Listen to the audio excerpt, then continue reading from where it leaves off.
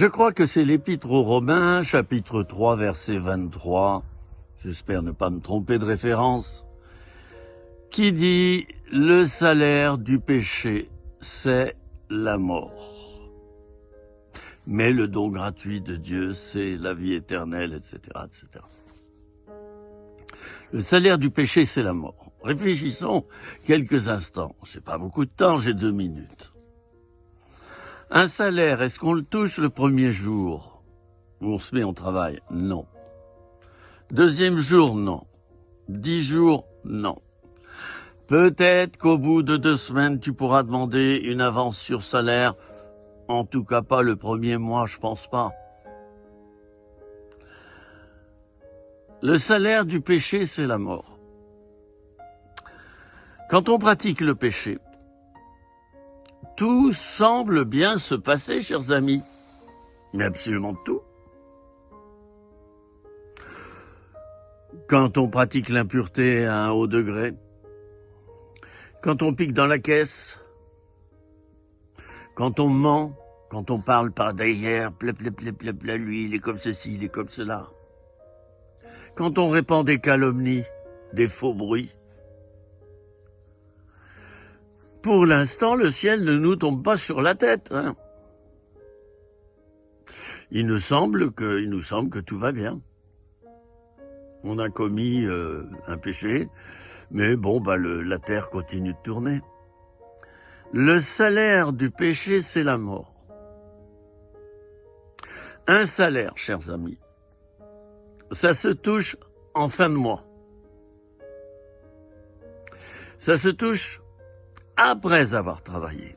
Nous devons d'abord travailler 1 mois, puis nous récoltons notre salaire, et encore, nous ne le récoltons pas le premier jour du 2e mois, mais bien souvent, dans certaines entreprises, 5, 6 ou 10 jours après le 2e mois, n'est-ce pas? Bah oui, parce que, bon, vous me comprenez. Alors, j'aimerais nous mettre en garde, moi-même, vous comme moi. Nous pratiquons le péché, tout va bien. Allez, on a piqué dans la caisse, on a fait ceci, on a fait cela. Tout semble bien se passer, mais il y a le salaire qui va arriver après.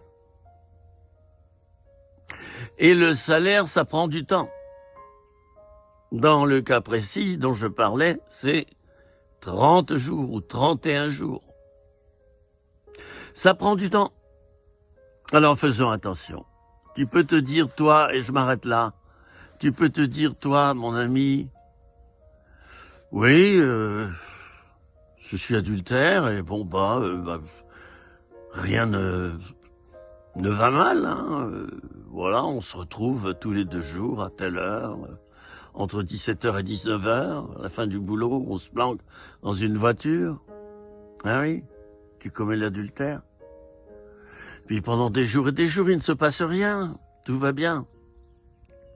Puis le 31e jour, ou le 1er du mois suivant, c'est une image que je te donne là.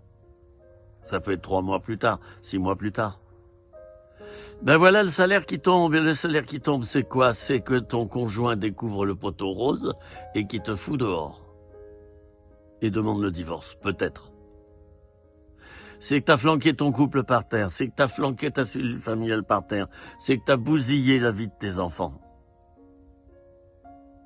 Voilà ce qui se passe. C'est que votre maison, elle est vendue. C'est que les enfants n'ont plus vraiment un père et une mère ensemble à la maison. Mais vont être ballottés comme des valises entre le père et la mère. Entre la mère et le père.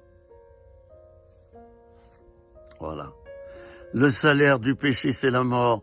Fais attention. Parce que si je mets ça à grande échelle, Jésus va revenir, il y aura le jugement dernier. Tu peux te dire en ce moment, mais tout va bien. Je suis au bord de la mer. Ah oui, j'ai commis ça dans ma vie. Oui, cette voiture n'est pas à moi, je l'ai volée. Oui, c'est vrai. L'argent avec lequel je vis, j'ai triché. Je l'ai volé également.